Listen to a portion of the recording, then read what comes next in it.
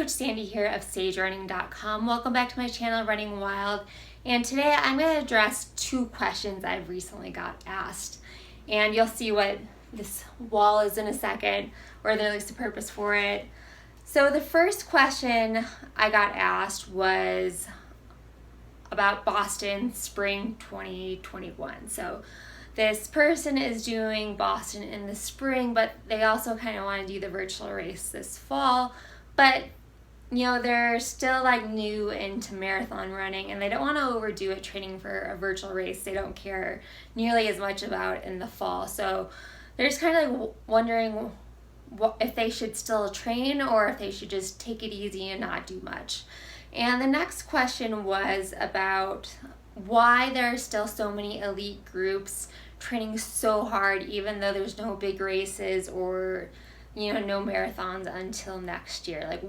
Why are they training hard? Are they afraid of injury or just what's the point? So this brings me to my brick training wall. And so this wall represents the training over many years. So, your first however many years you've been running, you've already built up your wall pretty far. Or let's just go right into, you're topping out for a peak race. So let's say, you train really hard for a race and this is your peak level. This is your top layer on your wall. You're ready to go. Maybe this block has been pretty hard to get to. Had to do more work than you've done before to get to this point in your wall.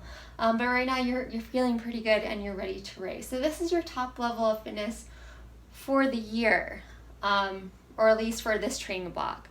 So the idea is that every single year, or at least most years, you trend up and you build more layers to your wall, right? So to expand on this a little bit more, and so I should say this is what you're getting the idea of why people are still doing certain training blocks. So, you top out at your fitness here and then you take a break. And so then you might find yourself, put this back, then you might find yourself back down here. But this level of fitness is still higher up than where you started the year before. The year before, you may have started down here. So not every year, as you start a new training cycle, your fitness is already a little bit higher. And so, you may have taken away a layer, but you're still starting higher up than you were. So now you can build up to a higher layer as you go, maybe every training cycle, hopefully every year. And to expand on this a little bit more, a lot of people, let's say your top level, let's say you're all the way up here right now, you still need to add some layers to your wall, and you love how fast you are right now, right? You feel so good, you feel so fast, and you do not want to lose this fitness. I see this happen a lot, especially after marathons, 100 milers. People just put in the best training block of their life. They do not want to lose their fitness. So what tends to happen is sometimes I'll try to do my best to convince people to take a little break. But if they just push on anyway, which I get it, people have to learn their own lessons. I've certainly done that too.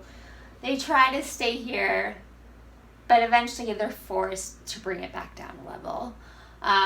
Sometimes you get an injury, sometimes you just start feeling fatigue. Sometimes people push through fatigue to try to stay up here, and they slowly just start going down even though they're putting in the same miles and speed work. Or you might even get you could even get a big crack in your wall and start a few layers lower. It might be hard to actually go up a layer if you push it too hard. So I think I covered basically everything I needed to.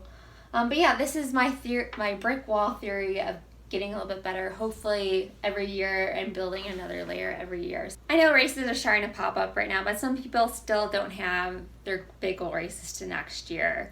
So I'm not saying to go train as hard as you normally would if you would still have a goal race. What I'm saying is hopefully this provides a little bit extra motivation if you feel like you've been lacking motivation to train, just to do something. So even if you just do a decent amount of mileage and add in some speed workouts every now and then, that's going to be way better than barely doing anything for months or even until next year, right? So, and again, as I said, if you have any issues right now, it's better just take care of them, because you don't want to turn into long-term injury and then have mechanical issues, which, believe me, are a pain in the butt to get rid of once you develop different form issues.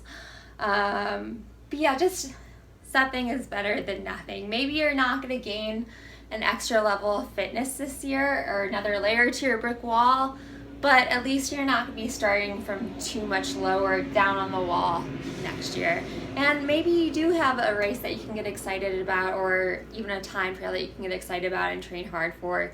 That maybe you can even get to peak fitness. But if you do that, just remember, if a race eventually, or a bigger race does eventually come up for you, you still have to take planned rest breaks or even an off season in the winter, because I am kind of worried that there are going to be a bunch of people who start off next year a little burned out just because they have more time and they're training more than usual right now. So just always be honest about how you're feeling. I'll link in the summary to an article I wrote about the art of healing-based training. So this addresses the questions I brought up in the beginning and helps you understand why you do certain things every year and to plan your own training schedule better. So thank you so much for watching, as always, and until next time, keep running wild.